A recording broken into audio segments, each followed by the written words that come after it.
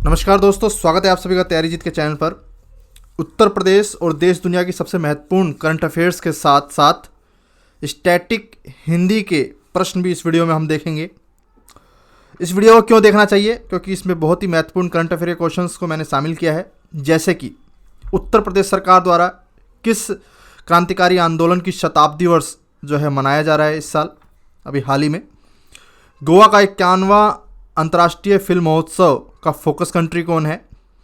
Jury अध्यक्ष किसे बनाया गया है?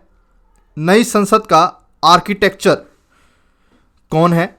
भारतीय मूल के वो प्रथम व्यक्ति कौन है जिसने हाल ही में सिंगापुर में पहली बार सृजित किए गए विपक्ष का पद जो है उसका नेता बनाया गया है? 26वें गणतंत्र दिवस पर बोरिस जॉनसन ने आने से मना कर दिया है, तो अब नए अतिथि हमारे कौन है?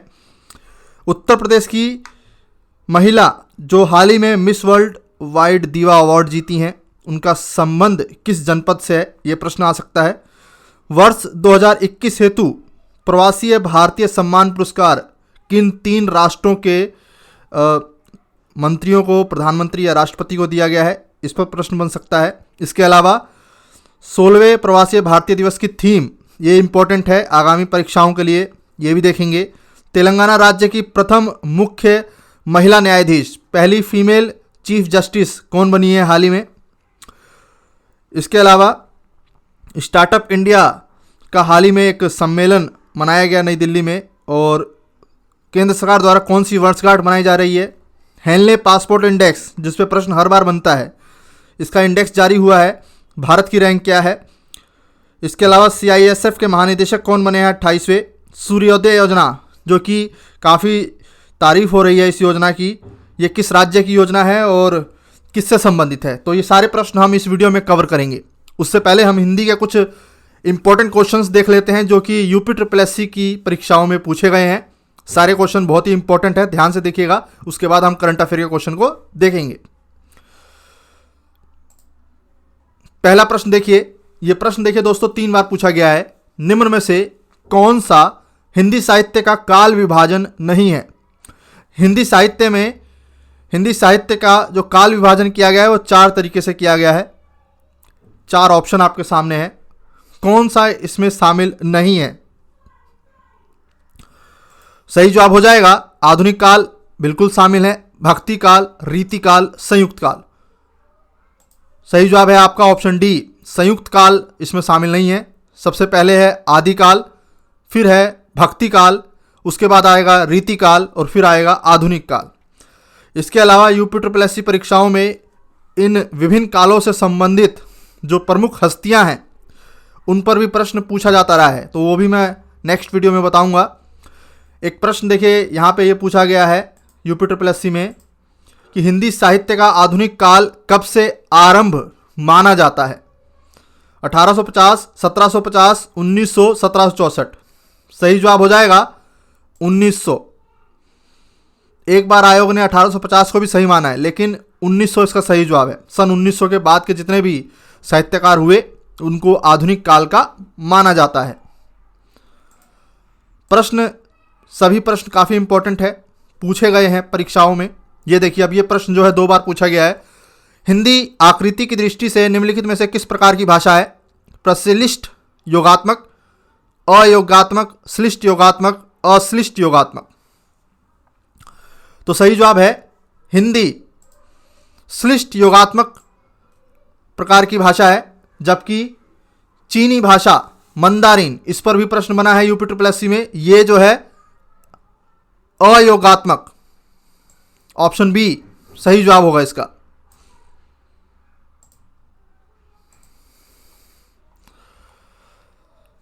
बोलियों के ऊपर प्रश्न हमेशा पूछा जाता है, इसलिए राजस्थानी, पश्चिमी बोली, पूर्वी बोली आपको पता होने चाहिए। बघेली किस भाषा की बोली है? पश्चिमी हिंदी, राजस्थानी, पूर्वी हिंदी, बिहारी। सही जवाब हो जाएगा बघेली, पूर्वी हिंदी। पूर्वी हिंदी की 3 भाषाओं पे प्रश्न हमेशा पूछा जाता है, उन तीनों को ही हम कवर करेंगे इस वीडियो में। दूसरा प्रश्न देखिए, अवधी किस भाषा की बोली है? पश्चिमी हिंदी, राजस्थानी, पूर्वी हिंदी, बिहारी। सही जवाब है अवधी, पूर्वी हिंदी। अवधी पे 2 बार का प्रश्न पूछा गया है। मलिक मोहम्मद जायसी की जो रचना है पद्मावत, उसकी भाषा क्या है? तो वो अवधी है। अवधी, अवध में बोली जाने वाली भाषा अवधी, जो कि पूर्वी हिंदी के अंतर्गत आती है। चलिए आगे बढ़ते हैं। निम्न में से कौन सी बोली पूर्वी हिंदी के अंतर्गत नहीं आती है?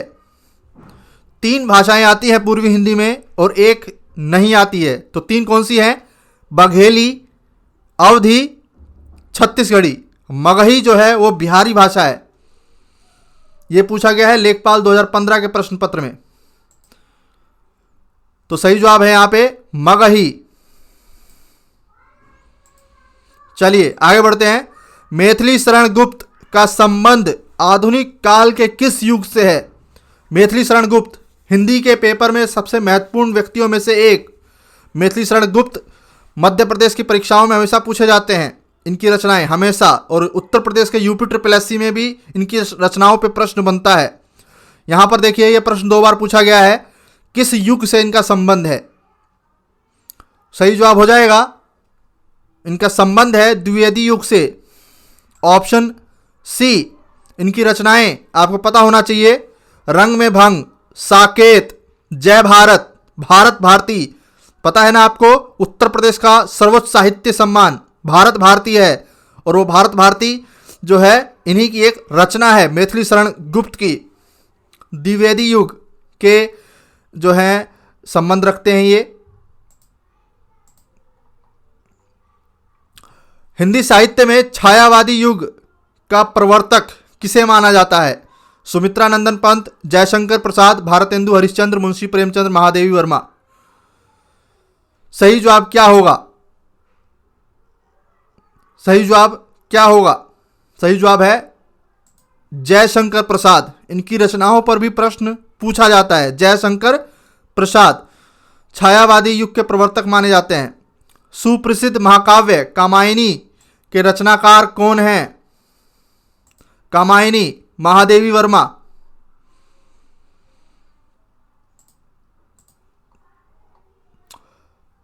निम्न में से कौन सी भाषा संस्कृत भाषा की अपभ्रंश है? खड़ी बोली, ब्रज, पाली, अवधी। सही जवाब है संस्कृत भाषा की अपभ्रंश है पाली। बौद्ध धर्म से संबंधित भाषा है पाली और जैनियों से संबंधित भाषा है प्राकृत। यह भी याद रखिएगा, प्रश्न बन जाता है। उर्दू किस भाषा का शब्द है? उर्दू यूपी SSS का प्रश्न। अरबी, फारसी, तुर्की, प्राकृत। प्राकृत जैनियों की भाषा है। सही जवाब है उर्दू तुर्की शब्द है, तुर्की।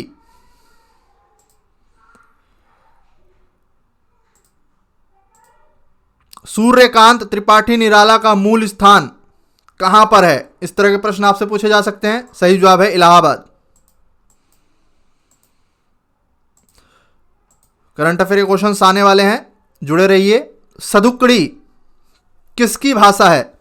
वह भाषा जिसमें अरबी, उर्दू, ब्रज भाषा इन सभी का मेल पाया जाता है, उसको कहा जाता है साधुओं की भाषा, सदुकड़ी भाषा, जो कि कबीर दास जी की भाषा थी। तो यहां पे सही जवाब है ऑप्शन सी, कबीर दास जी। निर्गुण कवि थे ये, भक्ति काल के निर्गुण।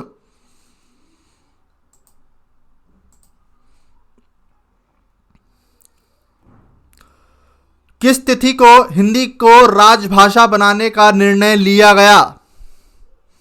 हिंदी को राजभाषा का दर्जा। सही जवाब हो जाएगा ऑप्शन सी, 14 सितंबर 1949।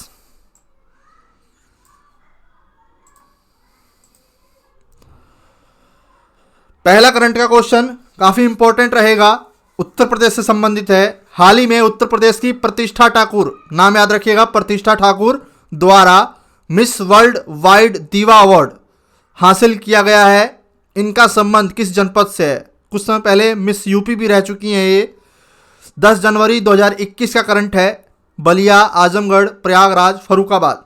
और ये जो मिस वर्ल्ड वाइड दीवा अवार्ड हुआ था, ये भी प्रश्न बन सकता है कि कहाँ आयोजित हुआ, उत्तर प्रदेश के किस शहर में, जनपद में। तो कानपुर, याद रखिएगा, कानपुर में हुआ मिस वर्ल्ड वाइड दीवा अवार्ड। और जीता किसने है? प्रतिष्ठा ठाकुर जी ने। इनका संबंध किस जनपद से है? फर्रुखाबाद से। फर्रुखाबाद का नाम ऊंचा किया इन्होंने, ऑप्शन डी।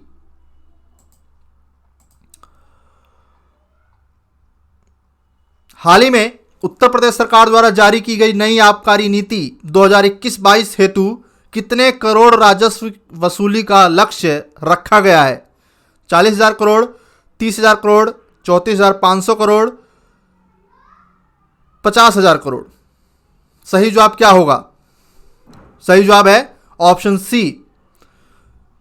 आबकारी विभाग द्वारा 34,500 करोड़ रुपए का लक्ष्य रखा गया है।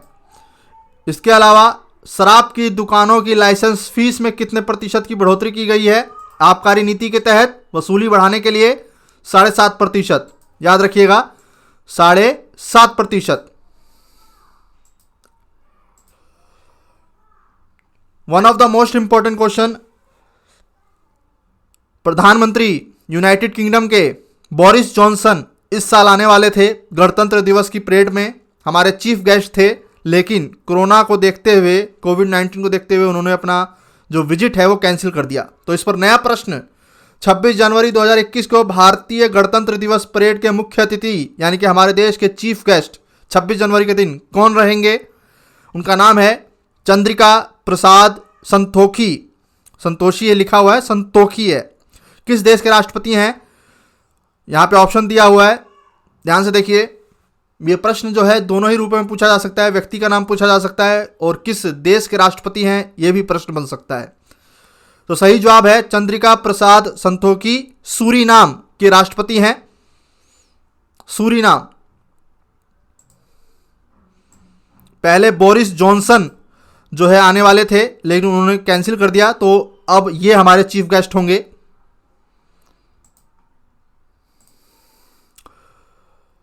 हाल ही में विश्व हिंदी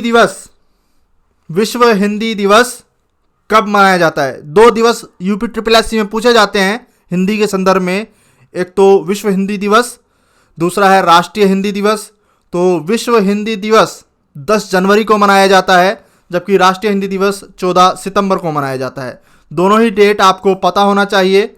प्रश्न क्या पूछेगा उसका जवाब के अनुसार आप जो है आंसर करेंगे, ऑप्शन के अनुसार। विश्व हिंदी दिवस 10 जनवरी को। इसके अलावा एक और प्रश्न पूछा जाता है विश्व हिंदी सम्मेलनों पर, हर बार पूछा जाता है। तो 11वां विश्व हिंदी सम्मेलन कहां हुआ था? Port Louis, Mauritius.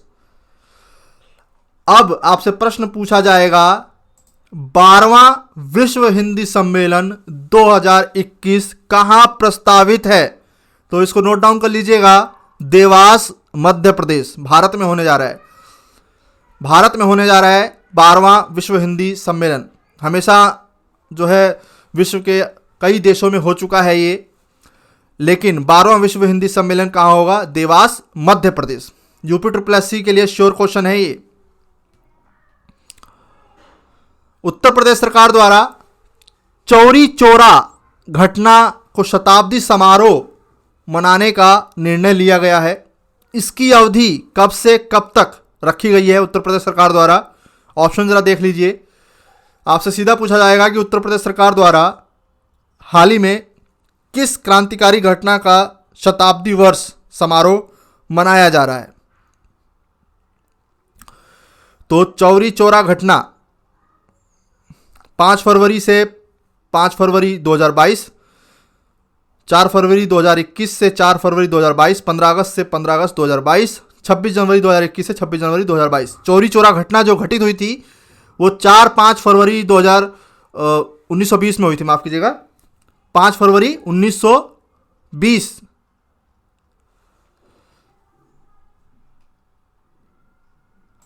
माफ कीजिएगा दोस्तों, मिस्टेक हो गया। 4 फरवरी 1922 को यह घटना घटित हुई थी। इसकी शताब्दी जो है मनाई जा रही है उत्तर प्रदेश सरकार द्वारा। तो सही जवाब है यहाँ पे ऑप्शन 15 अगस्त से लेकर के 15 अगस्त ये जो 2021 चल रहा है इसको लेकर के 15 अगस्त 2022 तक। तो ऑप्शन बी यहाँ पे सही जवाब है, 15 अगस्त 2021 से लेकर के 15 अगस्त 2022। कई बार परीक्षाओं में 5 फरवरी भी दे देता है और कई बार 4 फरवरी भी। तो गूगल करके जो एग्जैक्ट डाटा है वो 4 फरवरी 1922 का है।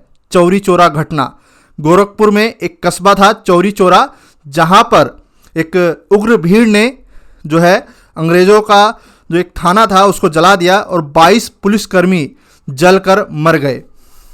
तो यहां पे सही जवाब है ऑप्शन बी। और इससे नाराज होकर के महात्मा गांधी ने कौन सा आंदोलन वापस ले लिया था, यह प्रश्न अक्सर परीक्षाओं में पूछा जाता है। तो यहां पे ऑप्शन देखिए, असहयोग आंदोलन, सविनय अवज्ञा आंदोलन, स्वदेशी आंदोलन, भारत छोड़ो आंदोलन। तो सही जवाब है चौरी चौरा घटना होने के पश्चात महात्मा गांधी ने असहयोग आंदोलन रद्द कर दिया था, वापस ले लिया था। तो यहां पे ऑप्शन ए सही जवाब है, 4 फरवरी 1922 असहयोग आंदोलन का समय था। उस समय 1920 को शुरू हुआ था और बाल गंगाधर तिलक जो है इस आंदोलन के शुरू होने के बाद ही उनका पहला ही दिन उनका जो है निधन हो गया था। सविनय अवज्ञा आंदोलन नमक कानून से जुड़ा हुआ है। स्वदेशी आंदोलन 1905 बंगाल विभाजन के समय शुरू हुआ था, सुरेंद्र नाथ बनर्जी जो इसके नेता थे। भारत छोड़ो आंदोलन 1942 महात्मा गांधी का आह्वान करो या मरो इसी के दौरान दिया गया था। तो सही जवाब है उत्तर प्रदेश सरकार द्वारा शताब्दी वर्ष कब से कब तक मनाया जा रहा है, 15 अगस्त 2021 से 15 अगस्त 2022 तक। तो ये क्वेश्चन इंपॉर्टेंट रहेगा। एक वर्ष के भीतर भारत को पूर्ण स्वराज किस आंदोलन का जो है लक्ष्य रखा गया था, यह प्रश्न भी स्टैटिक जीके में पूछा गया है।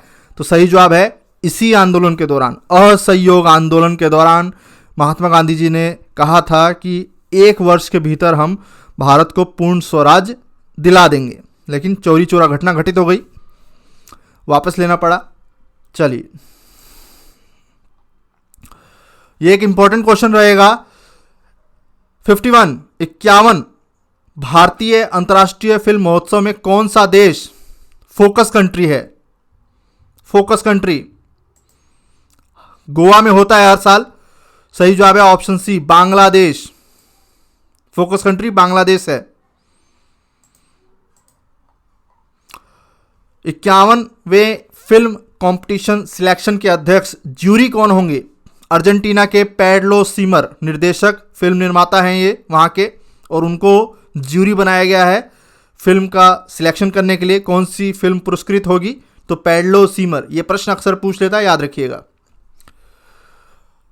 हाल ही में प्रथम बार सिंगापुर की संसद में विपक्ष के नेता का पद सृजित किया गया है। प्रथम भारतीय मूल का व्यक्ति जो इस पद को सुशोभित हाल ही में किया है, उनका नाम क्या है?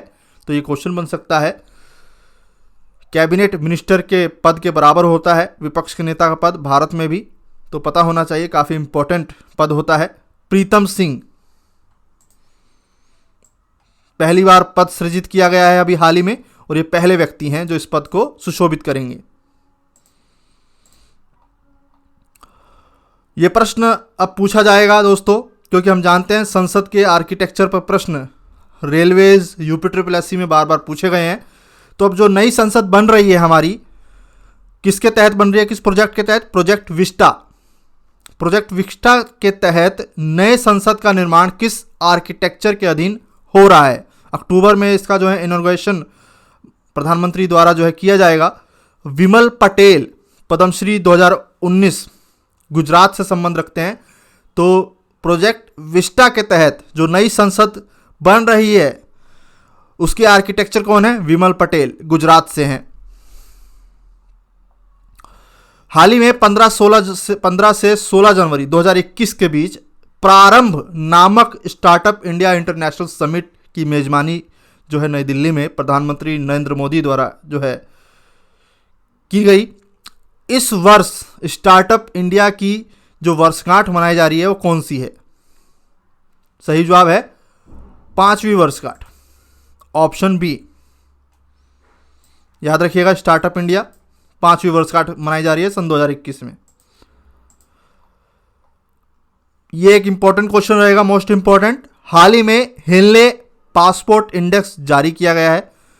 इस सूची में भारत का स्थान वर्ष 2021 के लिए क्या रहा? 85वां। इससे दूसरा प्रश्न जो बन सकता है वो ये है कि कौन सा देश सर्वोच्च स्थान पर रहा? नंबर 1 पे जापान। सबसे खराब जो है रैंकिंग पाकिस्तान की रही। जापान सर्वोच्च स्थान, भारत 85। 191 देशों में जो है आराम से जापानी नागरिक जा सकते हैं, ध्यान रखिएगा। चलिए अगला प्रश्न देखते हैं। केंद्रीय औद्योगिक सुरक्षा बल CISF के 28वें महानिदेशक के रूप में किसे नियुक्त किया गया है? सुबोध कुमार जायसवाल। यूपी की परीक्षाओं में क्रम संख्या पे प्रश्न बनता है, याद रखिएगा। 28वें महानिदेशक सुबोध कुमार जायसवाल।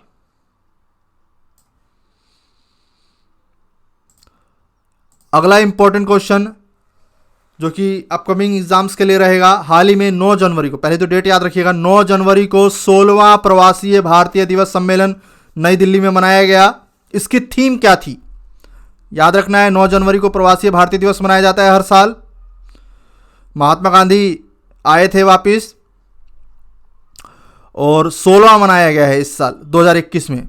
इसकी थीम क्या रखी गई? सही जवाब है आत्मनिर्भर भारत में योगदान। आत्मनिर्भर भारत में योगदान। प्रश्न आपसे यह भी पूछा जा सकता है कि 15वां प्रवासीय भारतीय दिवस कहां मनाया गया था, और पूछा भी गया था परीक्षा में। वाराणसी, उत्तर प्रदेश। ठीक है, वाराणसी, उत्तर प्रदेश। दूसरा प्रश्न जो यहां से पूछा जाना चाहिए कि चीफ गेस्ट किसे बनाया गया था 16वें प्रवासीय भारतीय दिवस सम्मेलन के लिए? तो राष्ट्रपति चंद्रिका प्रसाद संतोखी, सूरीनाम। ये उस समय तक ये डिसाइडेड नहीं था कि ये हमारे रिपब्लिक डे पे चीफ गेस्ट होंगे, क्योंकि बोरिस जॉनसन आने वाले थे, लेकिन अब बोरिस जॉनसन नहीं आ रहे हैं, तो इन्हीं को चीफ गेस्ट भी बनाया गया है। क्वेश्चन बन सकता है, इसलिए याद रखिएगा। 16वें प्रवासीय भारतीय दिवस के मुख्य अतिथि भारत सरकार द्वारा किसे बनाया गया था? तो राष्ट्रपति चंद्रिका प्रसाद संतोखी, सूरीनाम। एक और प्रश्न देखिए। 16वें प्रवासीय भारतीय दिवस के अवसर पर भारत सरकार द्वारा कुल कितने व्यक्तियों को प्रवासीय भारतीय सम्मान से सुशोभित किया गया? तो 3 व्यक्ति हैं। सूरीनाम के राष्ट्रपति चंद्रिका प्रसाद संतोखी,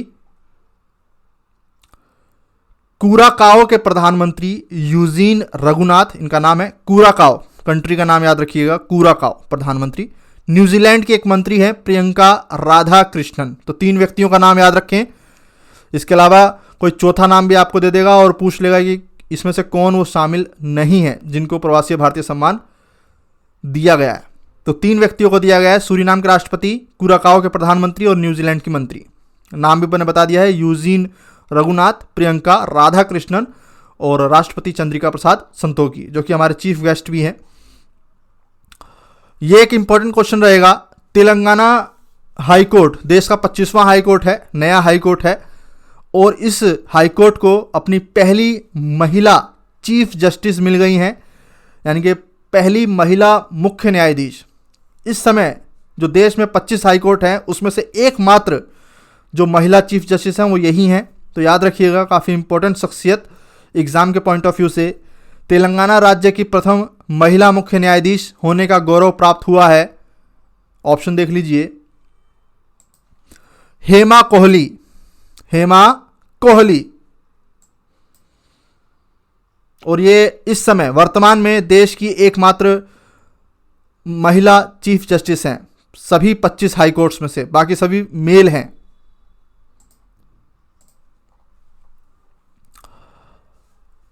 हाल ही में विद्युत आपूर्ति हेतु किस राज्य द्वारा किसान सूर्योदय योजना लॉन्च की गई है? किसानों के लिए स्पेशल योजना लाई गई है। उनकी सिंचाई की जो व्यवस्था है उसको दुरुस्त करने के लिए विद्युत आपूर्ति हेतु 3500 करोड़ रुपए का बजट के साथ जो है इस योजना को लॉन्च करने वाला राज्य कौन सा है?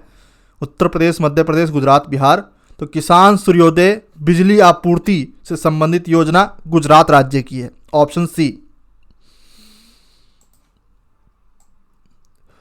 तो प्रश्न सीधा पूछेगा किसान सूर्योदय योजना क्या है, तो पता होना चाहिए। सिंचाई हेतु विद्युत आपूर्ति हेतु एक योजना लाई गई है गुजरात सरकार द्वारा।